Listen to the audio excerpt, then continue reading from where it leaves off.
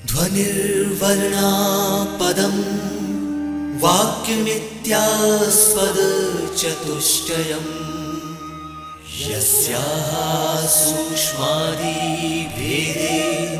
वाग्देवीं तामुपास्महे।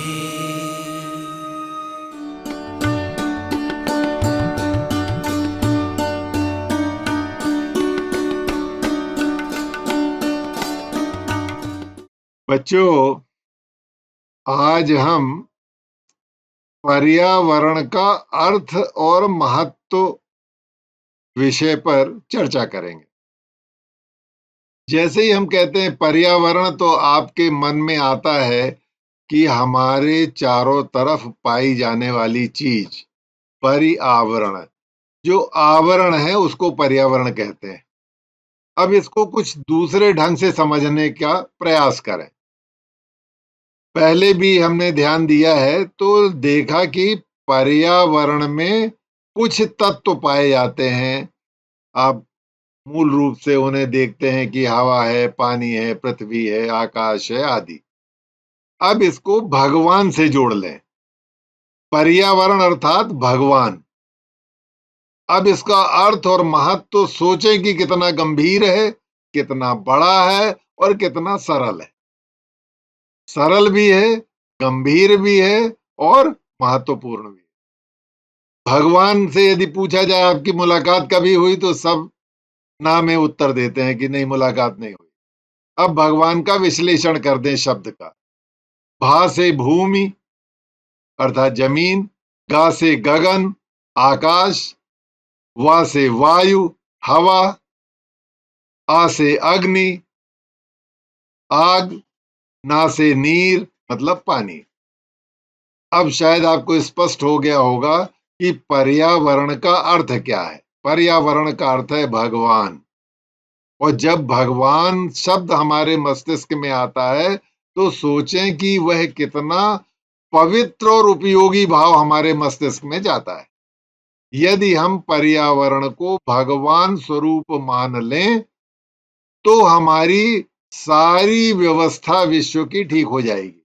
और जितना हम चिंतन कर रहे हैं, चाहे अर्थ समिट में करें या विश्व के समस्त देश राष्ट्र संघ में जाके करें, यदि इस भगवान को वो महसूस कर लें, एहसास कर लें, इसका ध्यान रख लें, तो शायद यह विषय सरल भी हो जाएगा और पवित्र भी हो जाएगा।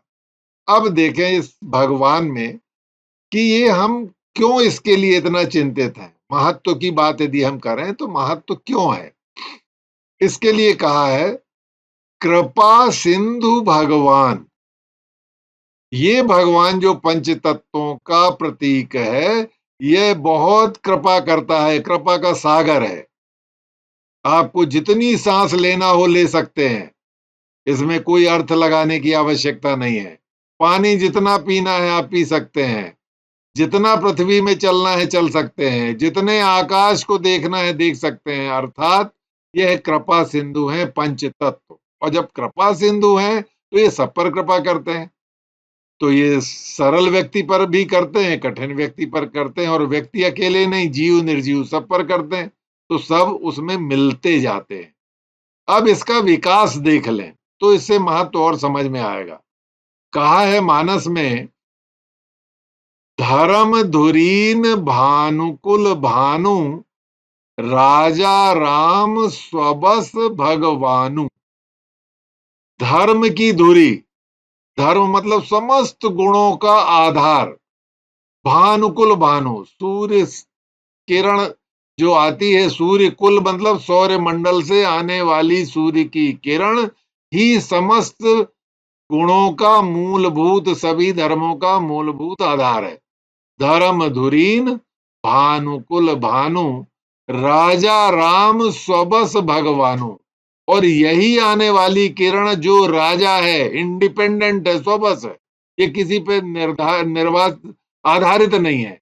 और स्व के आधार में भगवान के आगे बड़ी ऊ की मात्रा लग रही है, भगवानु। इन पंच तत्वों के आगे बड़ी ऊ की मात्रा अर्थात ऊर्जा।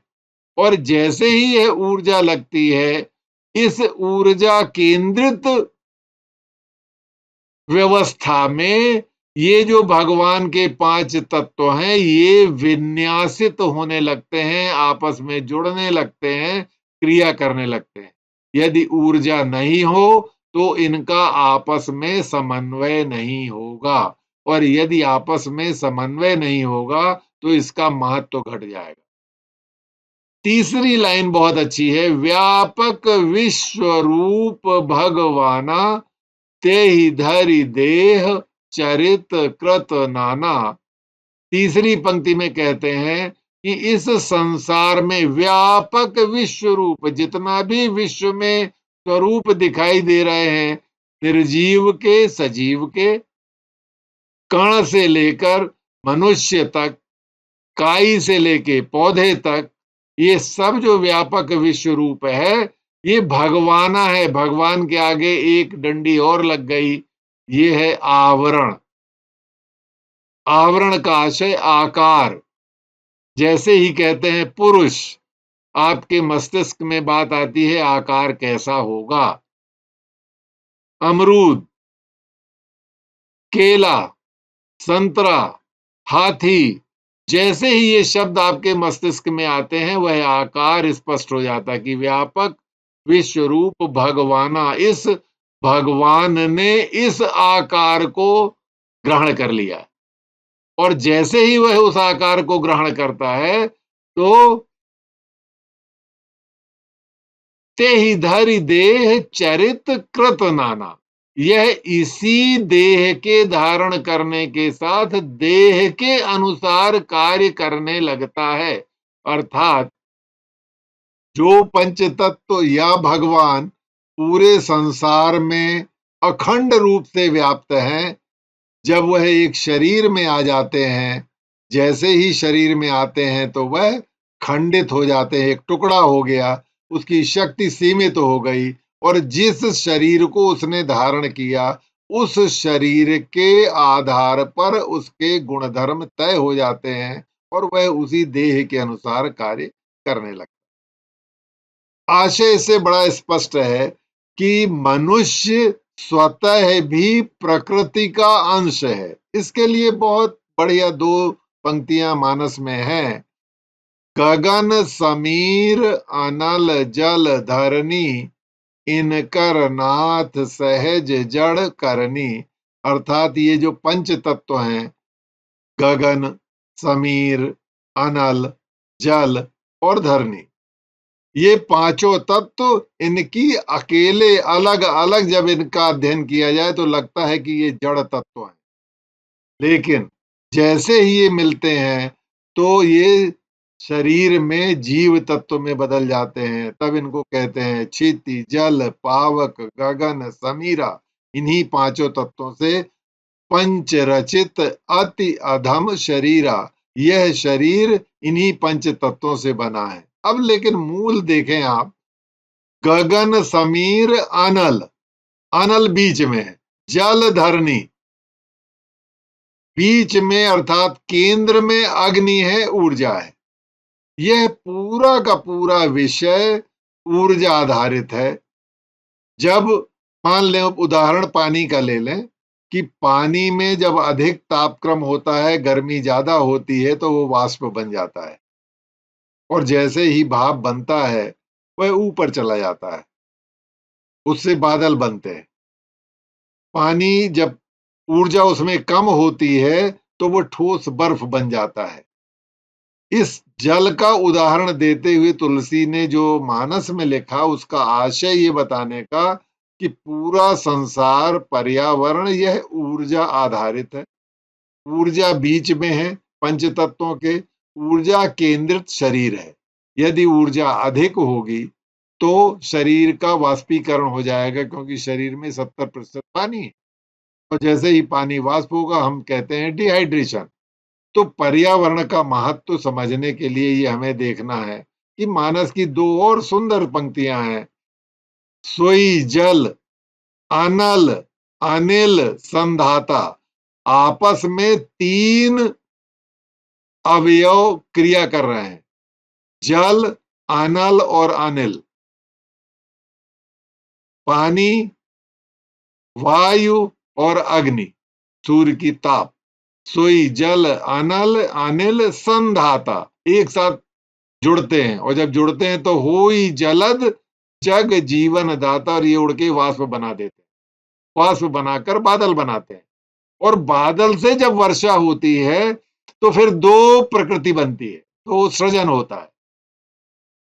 होई जलद जग जीवन दाता, इस संसार के पदार्थों का निर्माण होता है जो निष्क्रिय हैं, निर्जीव हैं, और जीवन दिया जाता है। अर्थात निर्जीव और जीव दोनों तरह की सृष्टि का निर्माण इसी पर्यावरण से होता है। और जैसे ही मैं यह कहता हूं कि इस पर्यावरण से जीव एवं सृष्टि का निर्माण होता है, इससे बड़ा स्पष्ट होता है कि हमारा शरीर भी इन्हीं पांचों पर्यावरणीय अवयवों का एक संगठक है, संघात है, और इस संघात में हमारा शरीर बना है। अब आप सोच लें कि पर्यावरण का अर्थ क्या हुआ और उसका महत्व कितना है।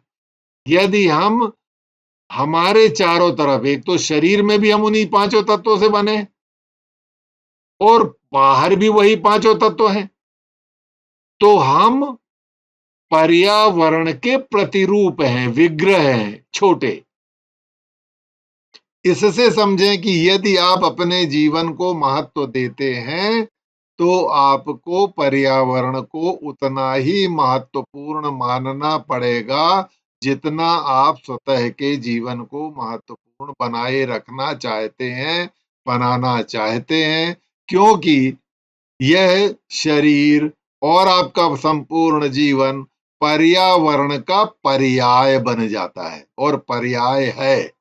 तो जब जीवन का पर्याय पर्यावरण है तो मुझे ऐसा लगता है कि इसके अर्थ और महत्व को और अधिक विस्तारित करने की आवश्यकता आपको नहीं पड़ेगी। लेकिन यदि है तो फिर देख लें, मनुष्य के शरीर में फिर ये पांच तत्व ले लें, गगन समीर अनल जल धरनी, इनका महत्व कैसे है। आकाश का यदि महत्व देखना है तो हम इसको बैरोमीट्रिक प्रेशर में देखते हैं। यदि 76 बैरोमीट्रिक प्रेशर हम आकाश में जो स्पेस में है यहाँ, यदि नहीं होगा तो हमारा शरीर छिन्न भिन्न होकर छोटे छोटे टुकड़ों में विभाजित हो जाएगा। इसका आशय है कि पर्यावरण का आकाश और उसका यह दबाव निश्चित रखना आवश्यक है। धरती, उसके बिना हम चल नहीं सकते, उसमें ही सारे तत्व हैं, जितने मिनरल्स हमको मिलते हैं वो पृथ्वी से मिलते हैं। यदि यह मिनरल शुद्ध नहीं होंगे और हमारे शरीर में अशुद्ध मिनरल्स आएंगे तो आप सोच सकते हैं कि हमारे शरीर की क्रियाविधि, फिजियोलॉजी, मेटाबॉलिज्म, कार्यविधि ये कैसी कुप्रभावित हो जाएगी। यदि हम पानी शुद्ध नहीं पिएंगे तो हम जानते हैं पानी से होने वाली समस्त बीमारियां, पानी के लाभ, पानी के हानि, ये बहुत विस्तार का विषय है। तो हम पानी के विषय में जानते हैं कि शरीर को शुद्ध पानी की आवश्यकता रहती है, जिससे भोजन का पाचन हो सके, शरीर का निर्माण हो सके, शरीर का संधारण हो सके। तो संधारण, निर्माण और बनाए रखने के लिए भी शुद्ध पानी की आवश्यकता है। वायु की आवश्यकता हमने कितने बार उदाहरण देखे हैं कि कई बच्चे अपना दम छोड़ देते हैं क्योंकि वहां ऑक्सीजन नहीं मिलती। कार में छोटे बच्चे बैठे रह गए, कार्बन मोनोऑक्साइड बढ़ गई, लोग माता पिता लॉक करके बाहर शॉपिंग के लिए चले गए, आया तो उनको दुर्घटना में देखने मिलती।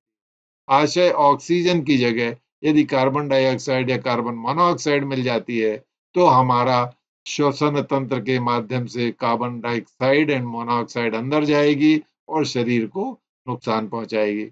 आशय मेरा कहने का, आकाश, पृथ्वी, अब अग्नि की बात करें, हमें बार बार लगता है कि अग्नि का तो कोई महत्व है नहीं, ये तो निर्जीव है। तो हम थर्मामीटर में देखना क्या चाहते हैं, जैसे ही हमारा स्वास्थ्य खराब होता है हम कहते हैं कि लगता है टेम्परेचर राइज हो रहा है, फीवर आ रहा है। फीवर को नापते किससे हैं, फिर टेम्परेचर देखते हैं, यह अग्नि है जो जठराग्नि के रूप में शरीर में उपलब्ध रहती है।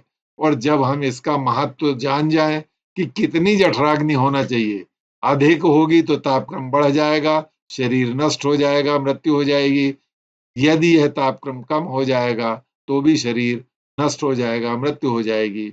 आशय मेरा कहने का कि मानस में इन छोटे छोटे तत्वों को पूर्ण महत्व देते हुए उनको शरीर से, प्रकृति से और पर्यावरण से जोड़कर बताया गया है। जो बहुत सरल पंक्तियों में जो मैंने आपके सामने उद्धृत की वो किया है कि ये सूक्ष्म दृष्टि से और स्थूल दृष्टि से, विहंगम दृष्टि से और शोधकरणीय दृष्टि से, दोनों से यह स्पष्ट होता है कि पर्यावरण के पर्याय समस्त जीव है।